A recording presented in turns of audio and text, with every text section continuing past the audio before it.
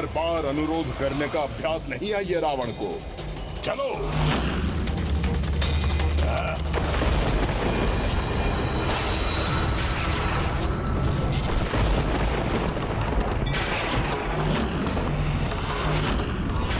अब तुम्हारा ये व्यर्थ का तप भंग हुआ।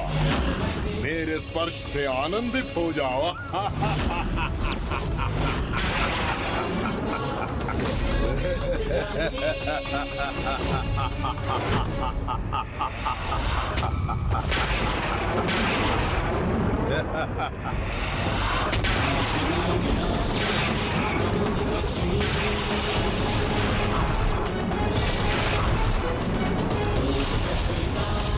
तो साहसी रावण, सर्वप्रथम मेरे तप को भंग किया तुमने, फिर मेरे केश का स्पर्श कर मुझे अपवित्र कर दिया।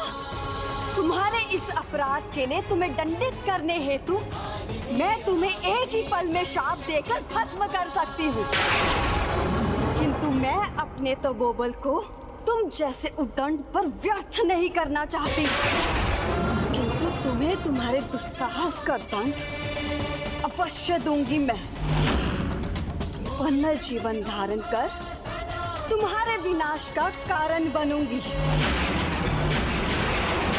और ये जो काले केश तुम्हारे हाथ में है, यही तुम्हारा काल बनेंगे। नीच अन्यायी रावण!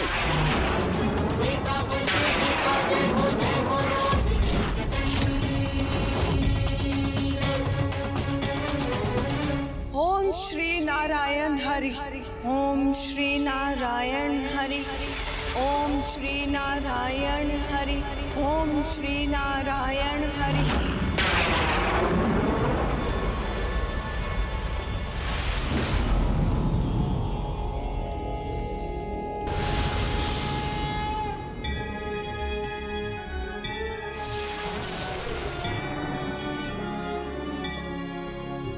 वन्य जीवन धारण कर तुम्हारे विनाश का कारण बनूंगी।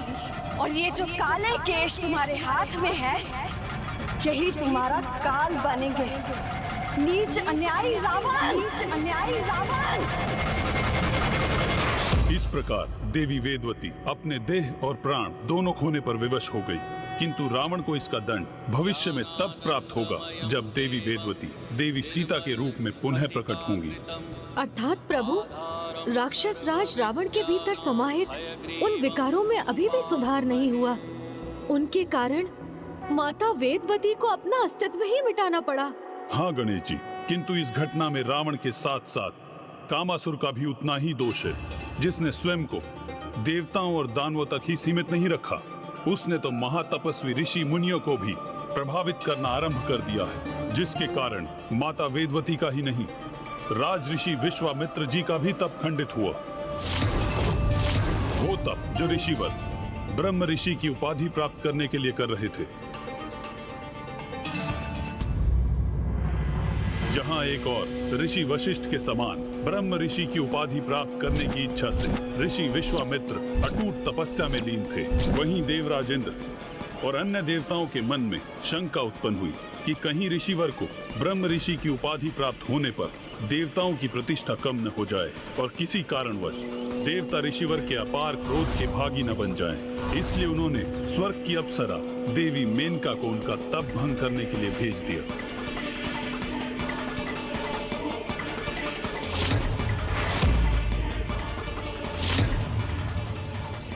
आप ऋषि विश्वामित्र हैं, तो मैं भी मेनका हूँ। आपका तप तो मैं अवश्य भंग करूंगी। और देवी मेनका के इस प्रयास ने कामासुर को एक और अवसर प्रदान किया।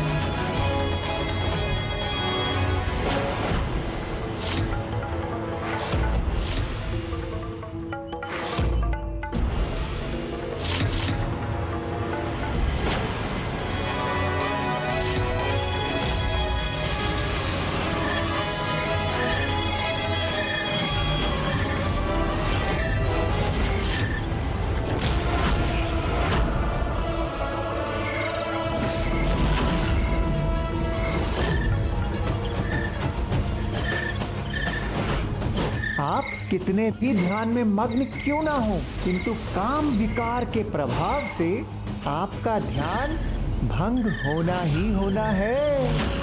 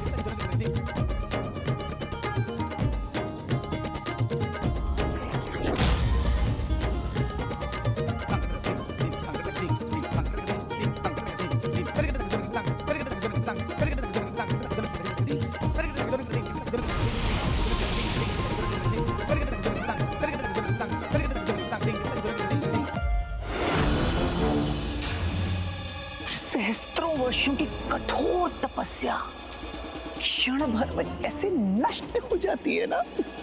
जब काम विकार से कोई ग्रस्त होता है, कामासुर के प्रभाव से कोई भी सुरक्षित नहीं है, फिर चाहे वे महान तपस्वी ऋषि विश्वामित्र ही क्यों ना हो।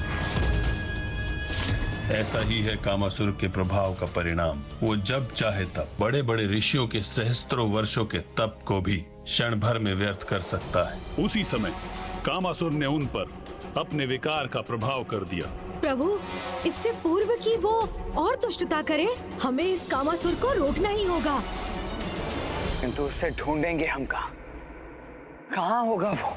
प्रभु, ये मुझे ज्ञात है। अंतरिक्ष में एक सुंदर स्थान पर उल्का पिंडों के समूह पर स्थित कामासुर ने अपने लोक का निर्माण किया है। उसका नाम है रतीतपुरम।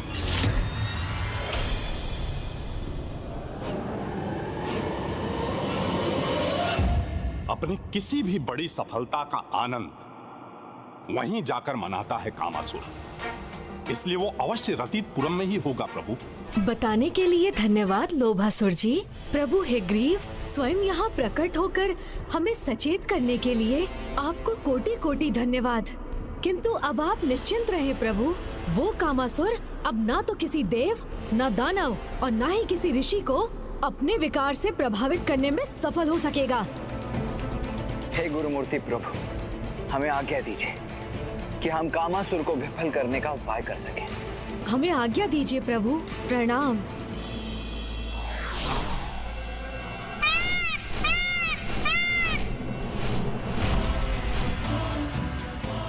आओ अनुज गणेश, हमें शीघ्रता करनी चाहिए, इसलिए तुम भी मेरे साथ ही चलो।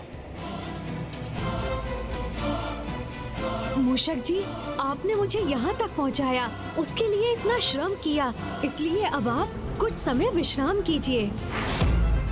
मयूर जी, अब हमें रतीतपुरम ले चलिए। मयूर जी, आगे बढ़िए।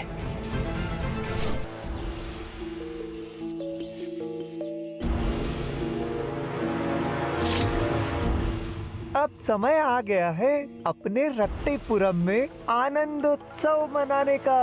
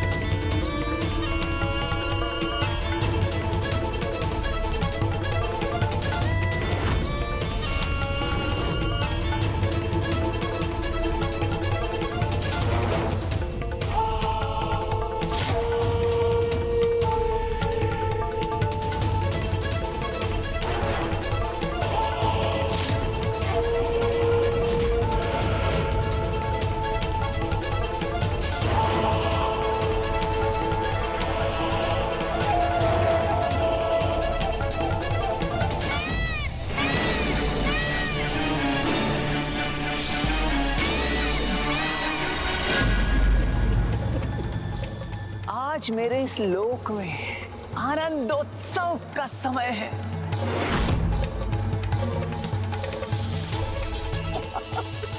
आज मेरे कार्य का प्रथम चरण जो पूर्ण हुआ, इस समस्त संसार के प्रत्येक छोर में काम भावना रूपी विकार का बीज बोने में सफलता जो प्राप्त हुई है मुझे, अब तो बस पूर्ण रूप से उसका विस्तार करना बाकी है, और वो भी शीघ्र अति शीघ्र संपन्न होगा।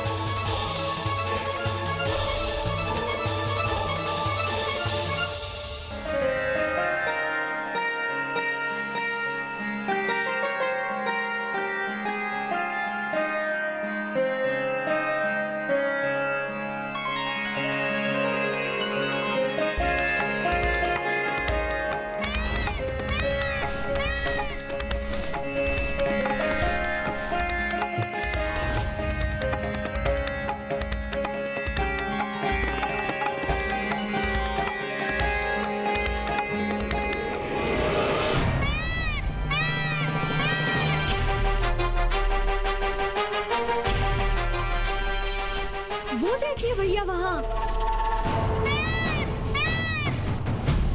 हाँ अनुज, कदाचित हम रतितपुरम के निकट पहुंच गए। हाँ भैया।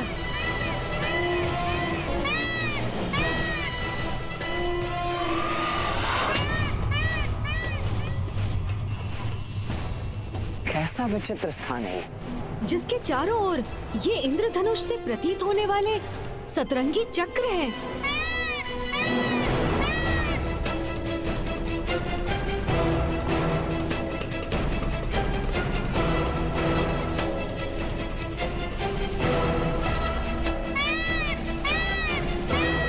हमें शीघ्र ही वहां प्रवेश कर कामासुर को ढूंढना चाहिए अनुज।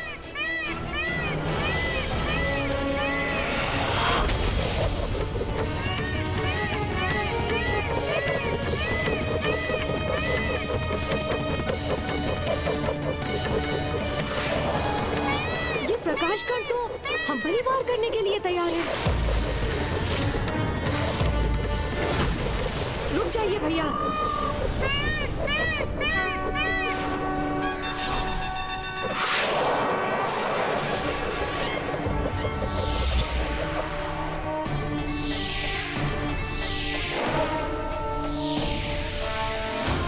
चलिए भैया, आगे बढ़ते हैं। हाँ गणेश, किंतु अब मुझे भी इन प्रकाश चक्रों से सावधान रहना होगा।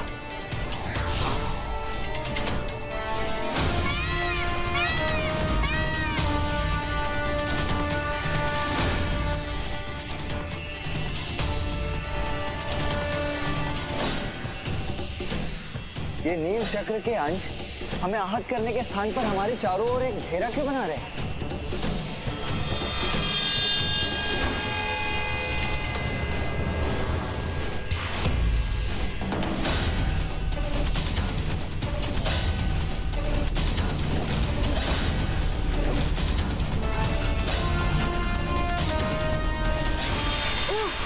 ये तो हमें रतितपुरम के प्रवेश स्थान से दूर ले आए।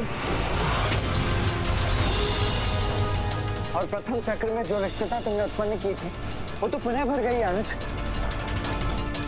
जिसके कारण हमारा मार्ग पूर्व की भांति ही बाधित हो गया है। मयूर जी,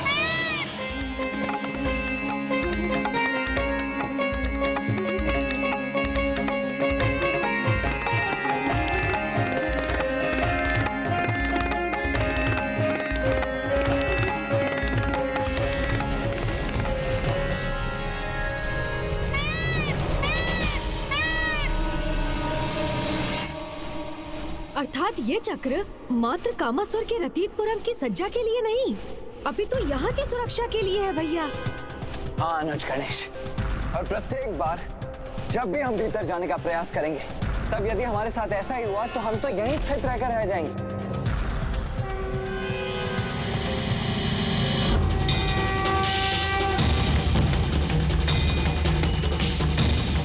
आप उचित कहते हैं भैया, ये हमें आगे नहीं जाने देंगे। यहाँ प्रवेश करने के लिए इनका कुछ तो उपाय करना ही होगा।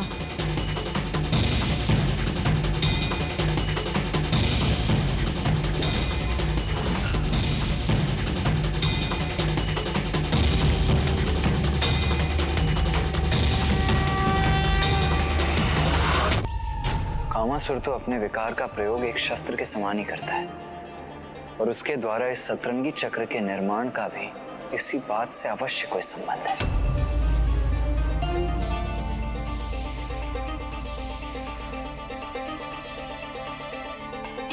समझ गया, मैं इसका रहस्य समझ गया।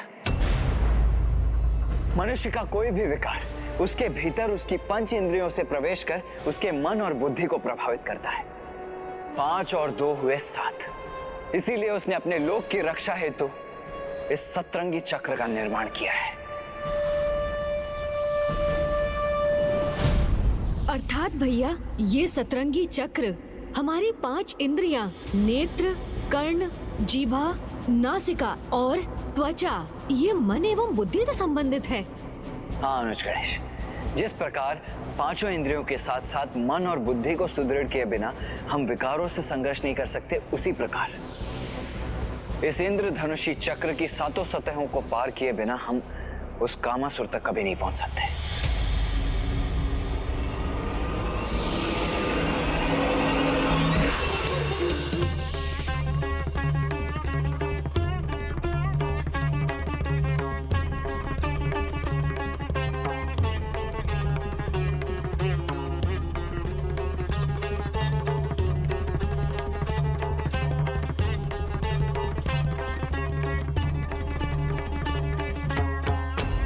मात्र संगीत से उत्पन्न होने वाली नहीं, अपितु कामासुर के विकार की वाष्प है जो धीरे धीरे समस्त ब्रह्मांड में फैल जाएगी और सारे जीव जंतु, चाहे वो पशु हो या मनुष्य, सब के सब काम भावना से ग्रसित होकर मेरे वश में हो जाएंगे। मैं कोई ना कोई उपाय तो अवश्य ढूंढूंगा भैया। उस दुष्ट कामासुर के इन सतरंगी चक्रों की सभी सतह को अवश्य पार करूंगा मैं, और उसे उसके काम विकार के विस्तार करने से रोकने पर विवश कर दूंगा।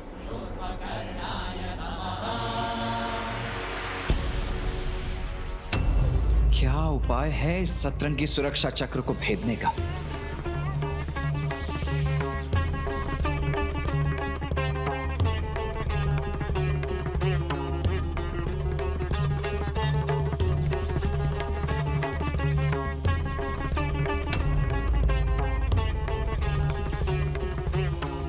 इस विचित्र संगीत के साथ इस रहस्यमयी वाष्प के विस्तार का क्या अर्थ हो सकता है भला?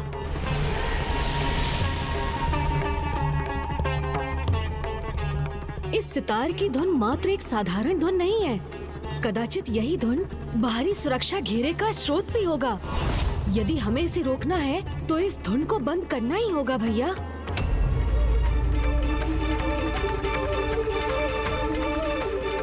किंतु इस 7 सतह वाले सुरक्षा चक्र को नष्ट कैसे करें हम?